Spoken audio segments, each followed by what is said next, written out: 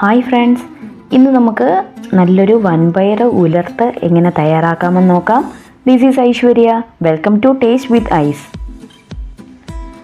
വൻപയർ ഉലർത്തിനാവശ്യമായ വൻപയർ 2 കപ്പ് നന്നായി കഴുകി കുക്കറിൽ നിരപ്പ് വെള്ളം ഒഴിച്ച് ഒരു 4 വിസിൽ വരെ വേവിക്കാം. ഇനി ഇതിലേക്ക് ആവശ്യമായ ഒരു വലിയ സവോള ചെറുതായി കട്ട് ചെയ്തത്, അരപ്പിനാവശ്യമായ 1/2 കപ്പ് തേങ്ങ ചിരകിയത്, 5 അല്ലി വെളുത്തുള്ളി, 1/2 ടേബിൾ സ്പൂൺ കാശ്മീരി മുളക് പൊടി, ഇത്രയും ഒരു മിക്സിയുടെ ജാറിലിട്ട് ഒന്ന് ചതച്ചെടുക്കാം. ഇപ്പോൾ പയറിൻ്റെ വിസിലെല്ലാം വന്ന് ആവിയെല്ലാം പോകാനായിട്ട് മാറ്റി വയ്ക്കാം. ഇനി ഒരു പാൻ വെക്കാം. അതിലേക്ക് 2 ടേബിൾ സ്പൂൺ എണ്ണ ചേർക്കാം. എണ്ണ ചൂടായി വരുമ്പോൾ 1/4 ടീസ്പൂൺ കടുക് ചേർക്കുന്നുണ്ട്.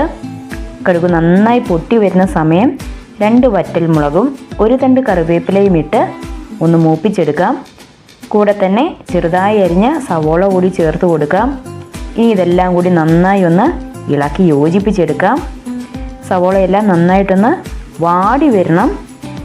നന്നായി വാടി വരുന്ന സമയം 1/2 ടീസ്പൂൺ കാശ്മീരി മുളക് പൊടിയും 1/4 ടീസ്പൂൺ മഞ്ഞൾപ്പൊടിയും ആവശ്യത്തിനുള്ള ഉപ്പും ചേർത്ത് പൊടിയുടെ പച്ചമണം മാറുന്നത് വരെ ഇളക്കി കൊടുക്കാം. പൊടിയെല്ലാം നന്നായി മൂത്ത് വരണം. ഇപ്പോൾ പൊടിയെല്ലാം നന്നായി മൂത്ത് വന്നിട്ടുണ്ട്. ഈ സമയം ചതച്ച് വെച്ചിരുന്ന തേങ്ങയുടെ അരപ്പ് കൂടി ചേർത്ത് കൊടുക്കാം. എല്ലാം കൂടി ഒരു 2 മിനിറ്റ് ലോ ഫ്ലെയിമിൽ ഇളക്കി കൊടുക്കണം. ഇനി നമുക്കിതിലേക്ക് വേവിച്ച് വെച്ചിരിക്കുന്ന പയറ് കൂടി ചേർക്കാം. ഇതിലിപ്പം കുറച്ച് വെള്ളം മാത്രമേ ഉള്ളൂ, അതുകൊണ്ട് ഞാൻ അതുകൂടെ ചേർത്ത് കൊടുക്കുന്നുണ്ട്. കുറച്ച് വെള്ളം കൂടുതലുണ്ടെങ്കിൽ, അതുപോലെ നന്നായി വെന്ത പയറാണെങ്കിലും വെള്ളം നന്നായി വറ്റിച്ച് അല്ലെങ്കിൽ ഊറ്റി മാറ്റി വെച്ചിട്ട് വേണം പയർ മാത്രം ചേർത്ത് കൊടുത്താൽ മതി. ഇവിടെ പയറിന് കുറച്ച് വേവ് കൂടിയുണ്ട്, അതുകൊണ്ടാണ് ഞാൻ ആ വെള്ളം കൂടി ചേർത്ത് ഇതിനകത്തേക്ക് കൊടുത്തിരിക്കുന്നത്. ഇനി ഇതെല്ലാം കൂടി നന്നായിട്ടൊന്ന് ഇളക്കി യോജിപ്പിച്ചതിന് ശേഷം മൂടി വെച്ച് ഇത് നമുക്ക് വറ്റിച്ചെടുക്കണം. ഇപ്പോൾ പയറിലെ വെള്ളമെല്ലാം വറ്റി വെന്ത് വന്നിട്ടുണ്ട്. ഉപ്പെല്ലാം ഓക്കെ ആണെങ്കിൽ ഈർപ്പവെള്ളം ഒന്ന് വറ്റിച്ചെടുത്താൽ മതി.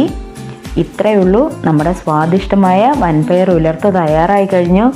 എല്ലാവരും ട്രൈ ചെയ്ത് നോക്കി അഭിപ്രായം അറിയിക്കൂ. വീഡിയോ ഇഷ്ടമായാൽ ലൈക്ക് ചെയ്യൂ. ചാനൽ സബ്സ്ക്രൈബ് ചെയ്യാനും മറക്കരുതേ. അപ്പോൾ പുതിയൊരു റെസിപ്പിയുമായി വീണ്ടും കാണാം. അതുവരെ ബായ്.